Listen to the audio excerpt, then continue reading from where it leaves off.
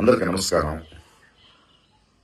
ఒక లిటరీ ఫెస్టివల్లో art and its resilience అనే ఒక విషయం మీద నేను చేసిన ప్రసంగం, ఒక సంవాదం.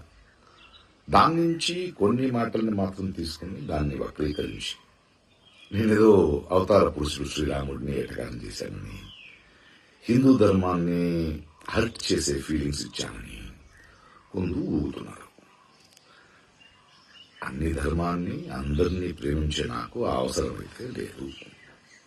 కానీ ధర్మాన్ని మతోన్మాదంతో అడ్డుపెట్టుకుని అసహ్యమైన రాజకీయం చేస్తున్న వాళ్ళని నేను అడిగే ప్రశ్నలకి సమాధానం ఇవ్వలేక కొందరు నన్ను యాంటీ హిందూ ధర్మ విరోధి అని బింబించడానికి ప్రయత్నిస్తున్నారు.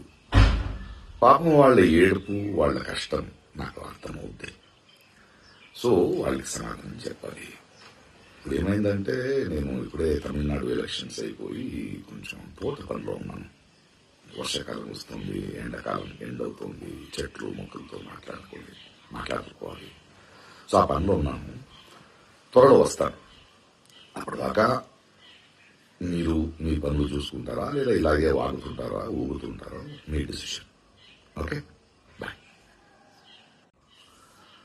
అందరికీ నమస్కారం. ఒక లిటరీ ఫెస్టివల్లో ఆర్ట్ అండ్ ఇట్స్ రెసిలియన్స్ అనే ఒక విషయం మీద నేను చేసిన ప్రసంగం, ఒక సంవాదం. దాని నుంచి కొన్ని మాటల్ని మాత్రం తీసుకుని దాన్ని వక్రీకరించి నేనేదో అవతార పురుషుడు శ్రీరాముడిని ఎటకారం చేశానని, హిందూ ధర్మాన్ని హర్ట్ చేసే ఫీలింగ్స్ ఇచ్చానని కొందరు ఊగుతున్నారు.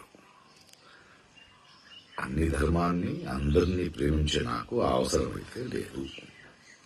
కానీ ధర్మాన్ని మతోన్మాదంతో అడ్డుపెట్టుకుని అసహ్యమైన రాజకీయం చేస్తున్న వాళ్ళని నేను అడిగే ప్రశ్నలకి సమాధానం ఇవ్వలేక కొందరు నన్ను యాంటీ హిందూ ధర్మ విరోధి అని బింబించడానికి ప్రయత్నిస్తున్నారు. పాపం వాళ్ళ ఏడుపు, వాళ్ళ కష్టం నాకు అర్థమవుద్ది.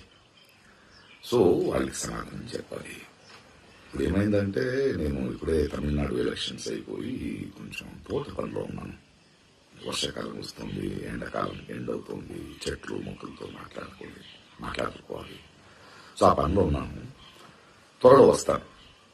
అప్పటిదాకా మీరు మీ పనులు చూసుకుంటారా, లేదా ఇలాగే వాగుతుంటారా, ఊగుతుంటారా, మీ డిసిషన్. ఓకే.